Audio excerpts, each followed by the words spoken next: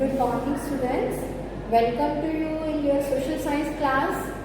You know, in our last classes, we started our chapter number 3 of history, nationalism in India. And in earlier classes, we studied about the impact of First World War, Rowlatt Act, Khilafat movement, and non-cooperation movement. And what were the impacts of the non-cooperation movement? Why did Mahatma Gandhi withdraw the non-cooperation movement? Today in this class, we are going to start our second movement, which were earlier discussed, that was civil disobedience movement, which was also started by Mahatma Gandhi, in which Mahatma Gandhi abolished the salt law made by the colonial authority. So, how the participants saw the movement? How the participants saw the movement and what were the limits of the civil disobedience movement? Today we will cover this part, how the participants saw the movement. Means how much participation were there in the Mahatma Gandhi civil disobedience movement. First one, there were participation from the rich peasantry. Second, participation from the poorer peasantry. Third, participation from the business classes. Fourth, participation from the working classes. Then participation from the women's side. We will discuss one by one all these 5 points. हम इनको एक एक करके अपने पांचों point को discuss करेंगे, which is given in our book page number 68. Page number 68 पे participation from the different sides in the civil disobedience movement की बात की गई है. तो पहली अगर हम बात करें कि rich peasantry, did they participate in Mahatma Gandhi's movement? Why did they participate? First of all, अगर हम rich peasantry की बात करें तो they were the patitas of Gujarat and Jats of Uttar Pradesh. The two main categories were patitas of Gujarat and Jats of Uttar Pradesh. Both were very much active in the civil disobedience movement of Mahatma Gandhi. दोनों ने बढ़ चढ़कर महात्मा गांधी के civil disobedience movement में participate किया, because they were severely hit by the trade depression. Earlier we talked about the trade depression. The prices of the crop fell down. So when the prices of the crop fell down, there was trade depression, and at that time the rich peasantry were not able to pay the taxes which were imposed by the colonial authority.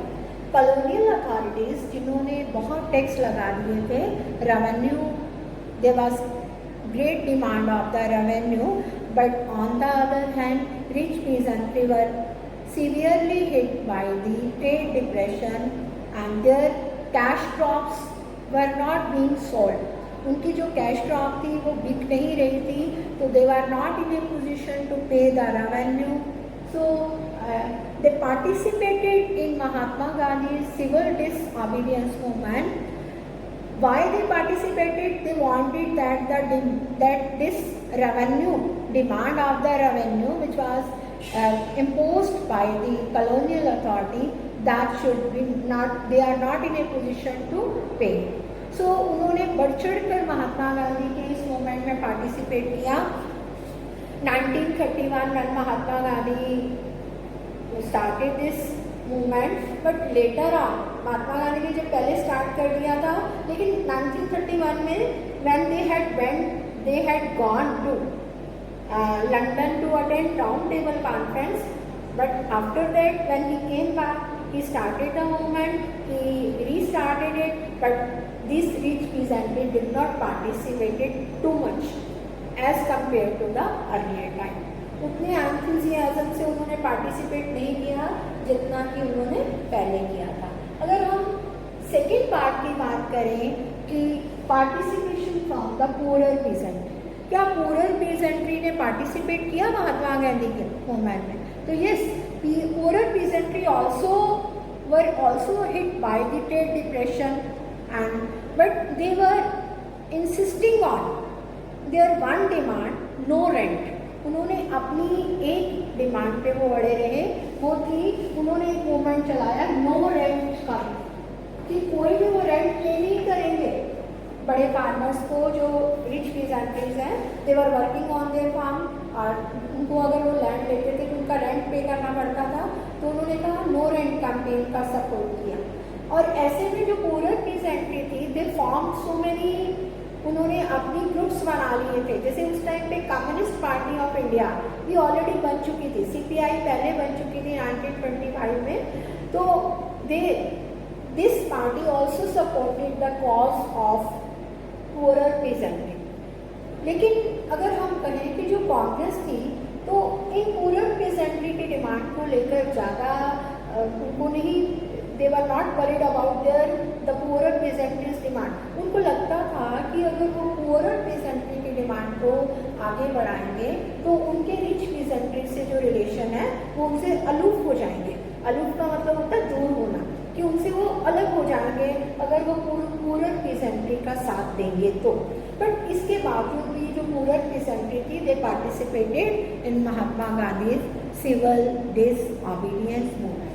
अगर third जो था, that is participation from the business classes. क्या business classes ने महात्मा गांधी के civil disobedience movement में participate किया? Yes, the peer to this business classes earn a huge profit in the during the war के time पे, first world war में 1914 से 1918 में जो वॉर हुई थी, इसमें उन्होंने काफ़ी पैसा अर्न कर लिया था बिजनेस क्लासेस ने। अब नाउ दे डिमांडेड, अब उनकी अपनी कुछ अलग डिमांड्स थी। They wanted that there should be restriction on the import of foreign goods, कि जो फॉरेन गुड्स के इम्पोर्ट पे रिस्ट्रिक्शन होनी चाहिए, और साथ साथ वो चाहते थे कि उनका जो है, जो फॉरेन ट्रेड है, दैट शुड बी डिस्करेज्ड, उसको डिस्करेज किया जाए। तो इनमें से जितने भी बिजनेस क्लासेस थे, उन्होंने अपने प्रेशर ग्रुप्स बना लिए थे, अपने ग्रुप्स बना लिए थे। इन ग्रुप्स में से जो आज तक काम कर रहे हैं, उनमें से एक ग्रुप 1920 में बना। The name of this group was Indian industrial and commercial Congress. Indian industrial and commercial Congress formed in 1920। इसके अलावा फिकी, federation of Indian chamber of commerce of industrialist, federation of Indian chamber of commerce of industrialist formed in 1927। तो 1920 और 1927 में they form there group, और prominent industrialist were the member of these organizations like FICCI and other. Among them, the main important persons were like G.D. Birla, Purshottam Das Thakur Das, और कुछ और जो लोग थे वो इसके मेंबर थे। और उन्होंने वो चाहते थे कि जो फॉरेन गुड्स इंडिया में आ रही हैं उनके इम्पोर्ट के ऊपर बैन लगाया जाए, उनको रिस्ट्रिक्ट कर दिया जाए, ताकि उनकी अपनी जो इंडस्ट्रीज है, इंडिया की अपनी इंडस्ट्री, वो फ्लरिश करे, वो ज़्यादा बढ़े। तो इसके साथ साथ वो चाहते थे कि they had given financial assistance to the colonial authority and refuse to buy और सेल इम्पोर्टेड गुड्स। ना तो वो बेचना चाहते थे, फॉरेन गुड्स बेचना चाहते थे, ना वो खरीदना चाहते थे। वो अपनी इंडस्ट्रीज़ को, इंडिया की इंडस्ट्रीज़ को सेव करना चाहते थे। तो इन सिविल डिसओबीडियंस मूवमेंट का मतलब था कि वो अपने इंटरेस्ट को प्रोटेक्ट करना चाहते थे, अपनी इंडस्ट्रीज़ को प्रोटेक्ट करना चाहते थे।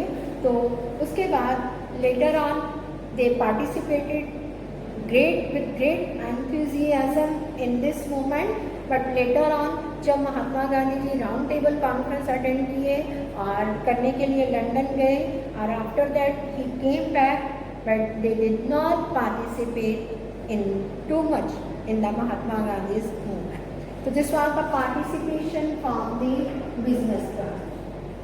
Next is the participation from the working class. अगर हम इंडस्ट्रियल वर्किंग क्लास की बात करें तो they did not participate in the civil disobedience movement in large number except in the Nagpur region. ज़्यादा नंबर में उन्होंने पार्टिसिपेट नहीं किया नागपुर रीजन को छोड़कर, क्योंकि as the industries were very close to the Congress, so Congress was not ready to accept. So Congress was not ready to accept the demands of the working class, because Congress, according to Congress, if they will support the working class, then the business classes will be aloof from them. So in this way, the Congress did not support the working class. Working class participated in the civil disobedience movement in some area. Some area like Chota Nagpur region, where the worker won Gandhian cap and they also boycotted the foreign goods. In this way, working class also participated in Gandhi's movement. Next is the participation from the women's side. Did women participate in Mahatma Gandhi's civil disobedience movement? Yes, women participated wholeheartedly in the Mahatma Gandhi's civil disobedience movement, as during Gandhiji's call of the Salt March, thousands of women came out of their homes to listen to Mahatma Gandhi. They participated in the protest marches, manufactured salt and picked foreign clothes and liquor shop. Many went to jail. बहुत सारे जो थे women jail में गई. You can see the picture of women. How did they participated in Mahatma Gandhi's civil disobedience movement? Many were from high caste families also. Brahmins also, they participated in Mahatma Gandhi's civil disobedience movement. But Mahatma Gandhi wanted the women should do their household duty first of all. Women को अपनी household duties पहले करनी है. They should be good wives and good mothers. Only their symbolic presence is enough. उनकी symbolic presence जो है महात्मा गांधी के लिए वही काफ़ी थी. बट इसके बावजूद भी हम कह सकते हैं कि women participated in Mahatma Gandhi civil disobedience movement alone. This was the participation from the different categories or how the participants saw the movement. Our next part of the chapter is the limits of civil disobedience movement. Limits of civil disobedience movement. In this part, we will read which group did not participate in Mahatma Gandhi's civil disobedience movement. First of all, the one group which did not participate in Mahatma Gandhi's civil disobedience movement was Dalit, and second were Muslim. One was Dalit category and second were Muslim. They did not participate too much in Mahatma Gandhi's civil disobedience movement. First of all अगर हम दलित्स की बात करें तो Congress did not support the Sanatanis too much.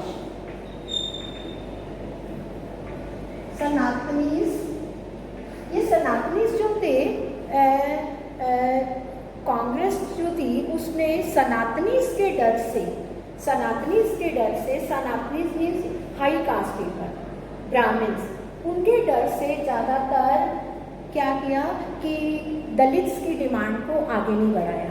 दलित जो lower caste के लोग थे उनकी डिमांड को आगे नहीं बढ़ाया, क्योंकि उनको डर था कि अगर वो दलित्स की डिमांड को आगे लाएगी या उनके लिए काम करेगी then the Sanatanis will not be happy over this. तो आफ्टर दैट क्या हुआ, लेकिन Mahatma Gandhi is of the view कि Swaraj would not come for 100 years if untouchability was not eliminated, कि अनटचेबिलिटी जो आप पहले भी पढ़ चुके हो कि the lower caste people were being discriminated, they can't enter in the temples, they can't go to the public place, they can't go to the parks, wells used by the higher cast. तो ऐसा था कि ये जो महात्मा गांधी ने कहा कि जो अगर जब तक अनटचेबिलिटी को एलिमिनेट नहीं किया जाता तब तक हम 100 years तक स्वराज की बात नहीं कर सकते।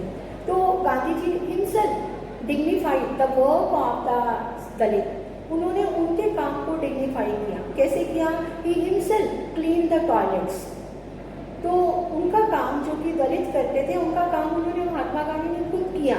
इसके साथ ही had given a new name to Dalit, Harijan. उन्होंने दलित जो लोग थे उनको एक नाम दिया हरिजन।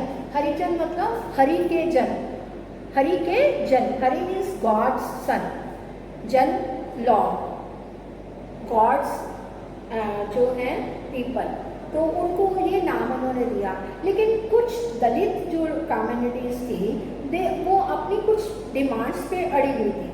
जैसे कि for example some Dalit leader wanted, क्या चाहते थे कि reserve seats for them in educational institution, उनके लिए एजुकेशनल इंस्टीट्यूशन में रिजर्व सीट्स होनी चाहिए, और इसके साथ साथ separate electorate would be there for Dalit community in the legislative council। ये separate electorate क्या होता है? But ये separate electorate,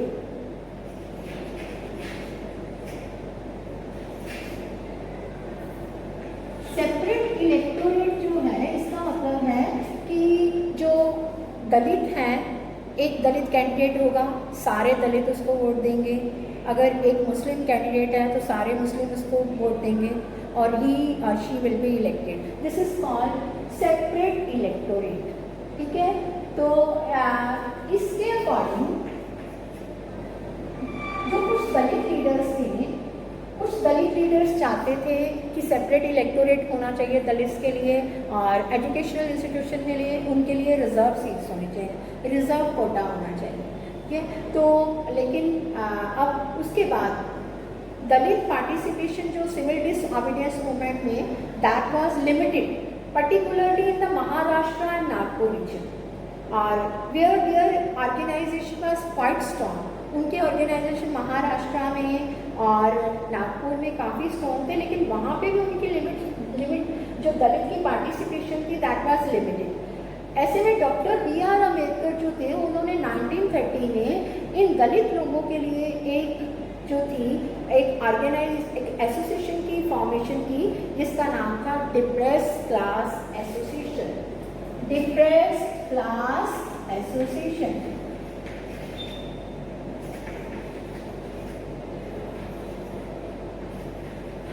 ये 1930 में B.R. अम्बेडकर जो थे उनके द्वारा डिप्रेस्ड क्लास एसोसिएशन बनाई गई दलित के लिए।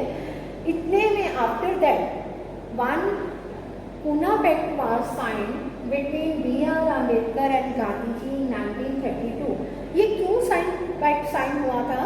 क्योंकि जब Gandhi ji second round table conference attend करने के लिए लंदन गए तो B.R. Ambedkar also went to London to attend this round table conference, लेकिन वहाँ पे दोनों की क्लैशेस हो गए। और महात्मा गांधी जो चाहते थे वो चाहते थे कि जो B.R. अम्बेडकर चाहते थे कि दलित के लिए रिजर्वेशन हो, सेपरेट इलेक्टोरेट उनके लिए हो, उनके लिए रिजर्वेशन हो लेजिस्लेटिव काउंसिल में।